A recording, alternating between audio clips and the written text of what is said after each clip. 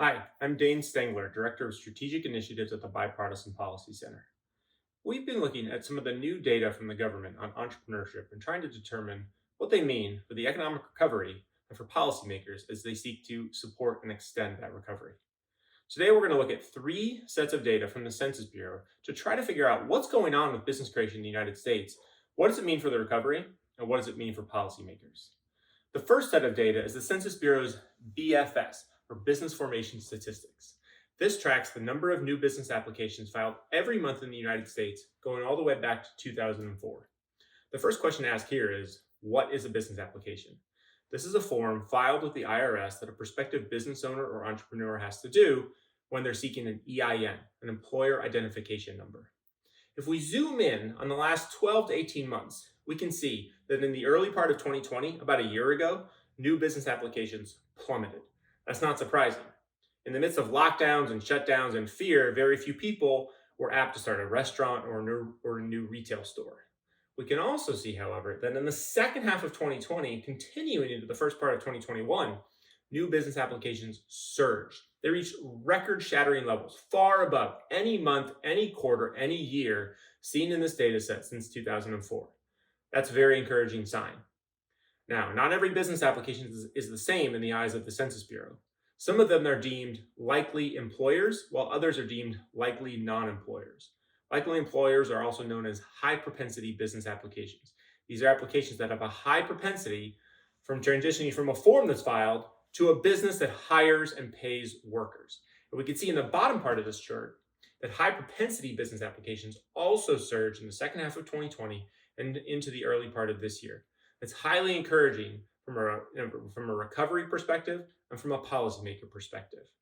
Analysis done by people like John Haltwanger at the University of Maryland has found that the biggest share of these new business applications has come from sectors like retail and restaurant, and in particular in the retail sector from e-commerce.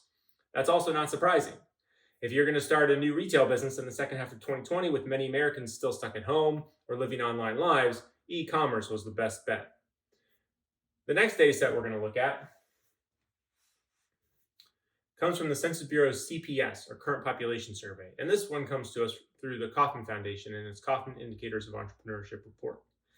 This tracks what's called the rate of new entrepreneurs. That's the number of Americans in any given month involved in starting a business. We could see in 2020 that the rate reached 0.38%. That was an increase from 2019. It was also the highest rate recorded in the 25 years of this data set. Now, what that means is that in 2020, 380 out of every 100,000 Americans were involved in starting a business in any given month.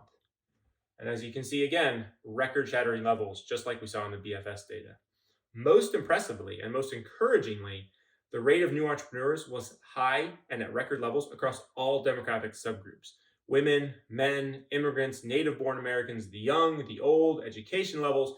It hit record levels for everyone. Very encouraging for the recovery, especially for the breadth of the recovery. There's one caveat about the CPS and Kauffman data, and that's what's called the opportunity share of new entrepreneurs. We know from past experience that the rate of new entrepreneurs in this data set rises in tandem with the unemployment rate. When many Americans have trouble finding wage and salary work, if they're laid off or they lose their job, they turn to self-employment or starting a business to help bridge the gap to when they are able to find wage and salary work. Those are what's termed by researchers necessity entrepreneurs. In contrast, what the researchers call opportunity entrepreneurs leave a job to start a new business or start a new business in pursuit of what they see as a new economic opportunity. In 2020, the so-called opportunity share of new entrepreneurs in this data set was 70%, 70%. That sounds pretty high, but it was the lowest level recorded in this 25 years of data. So we had a record high level of new entrepreneurs, but a record low level of opportunity entrepreneurs. This accords with some of what we see in the BFS data, the business formation statistics, where we see that the number of new applications from likely non-employers in the early part of 2021 was twice as many, twice as high as the number of applications filed by likely employers. Now, both were at record levels, but as we can see, many more Americans are starting businesses that do not employ people and do not intend to employ people than those who are employing or do intend to employ people. So what does all this mean? Many of you know that before the pandemic, the United States was experiencing a long-term decline in the rate of new business creation. That's shown in the chart behind me. It comes from yet another census data set, Business Dynamics Statistics. This was a decline that was very worrying to many across the country and many in Congress.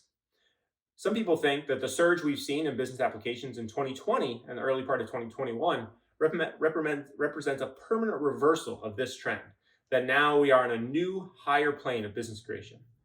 Other people, however, see the surge in 2020 and 2021 as temporary, as a blip, as a function of some of the characteristics of the pandemic and some of the economic dynamics we saw in 2020 and continuing into 2021. We won't know who's right or if both camps are right for quite some time until we have better data. Policymakers can't always wait for that new data. At the Bipartisan Policy Center in the coming weeks and the coming months, we're going to be cracking into all this data and trying to figure out what they mean for the economy, what they mean for the strength of the recovery, and what that means for policymakers as they seek to respond. The biggest takeaway is that the pandemic did not kill the entrepreneurial spirit in this country. The policymakers still have a lot to do to help existing business owners, to help new entrepreneurs, and to help those who are thinking about it. We're going to be looking at a lot of those policy solutions with policymakers and with our partners in the coming weeks. The most important thing for policymakers right now is to try to continue to figure out how more Americans of all kinds in more parts of the country can start more businesses across more parts of the economy.